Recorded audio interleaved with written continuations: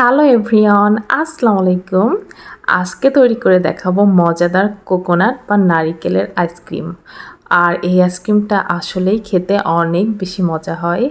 আর যারা আইসক্রিম লাভার আছেন আমার মতো, আশা করি তাদের আজকের রেসিপিটি অনেক বেশি ভালো লাগবে। তো এখানে আমি নিয়েছি মেজারমেন্ট কাপের ঠিক 3 কাপ দুধ। আর আপনাদের বাসায় যদি মেজারমেন্ট কাপ না থাকে সেই ক্ষেত্রে বড় যে চায়ের কাপ আছে সেটা দিয়ে মেপে নিলেও হবে।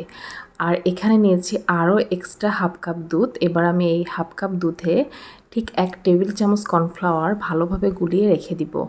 আর কর্নফ্লাওয়ারটা অবশ্যই ঠান্ডা দুধের ভিতরেই আসলে গুলিয়ে নিতে হবে, না হলে দলা দলা পেকে যাবে, সেক্ষেত্রে আইসক্রিমটা কখনোই ভালো হবে না।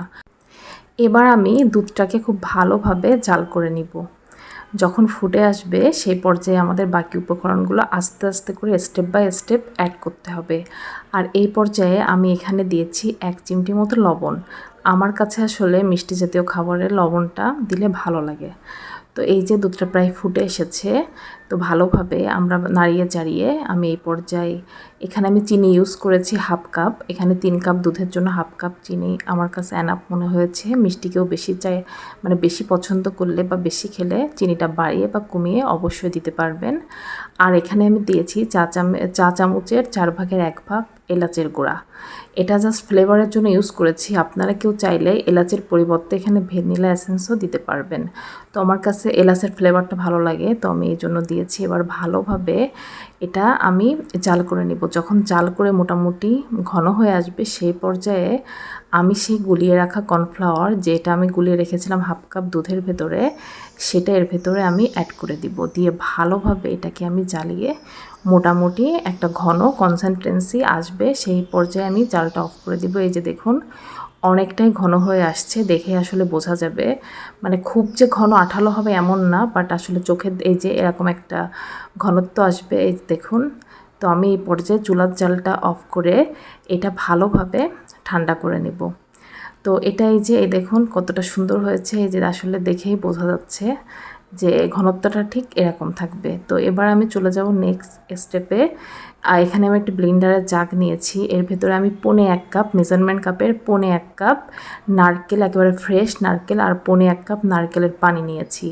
আপনাদের কাছে নারকেলের পানিটা যদি না থাকে তাহলে আপনারা এমনি পানিও অ্যাড করতে পারবেন। আমার কাছে যেহেতু ছিল আমি নিয়েছি। এবার এই দুইটা উপকরণ এই যে ভালোভাবে আমি ব্লেন্ড করে নিয়েছি। এই দেখুন এরকম একটা ক্রিমি ক্রিমি টেক্সচার তৈরি হবে, দেখেই বোঝা যাচ্ছে। আর আপনারা অবশ্যই চেষ্টা করবেন এই আইসক্রিমের ক্ষেত্রে ফ্রেশ নারকেলটাই নিতে হবে। ফ্রেশ নারকেল নিলে আসলে এটার টেস্টটা অনেক গুণ ভালো হয়, একেবারে পারফেক্ট হয়। এবার এই যে সেই মিশ্রণটা আমাদের ঠান্ডা হয়ে গিয়েছে। তো আমি সেই মিশ্রণটা এবার এই একই ব্লেন্ডারের জাগে সে নারকেলের ভেতরে দিয়ে ভালোভাবে এটা আবারও ব্লেন্ড করে নিব।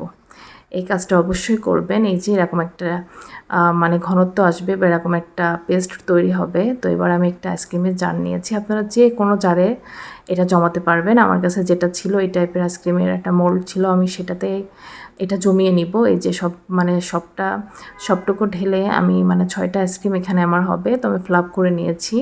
তো আপনাদের বেশি হলে আপনারা আরও এক্সট্রা পাত্রে যেটা জমাতে পারবেন।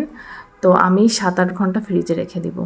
এই যে 7-8 ঘন্টা পরে আমি রাতে বানিয়েছিলাম, পরের দিন দুপুরে আর কি এটা আমি বের করে নিয়েছি।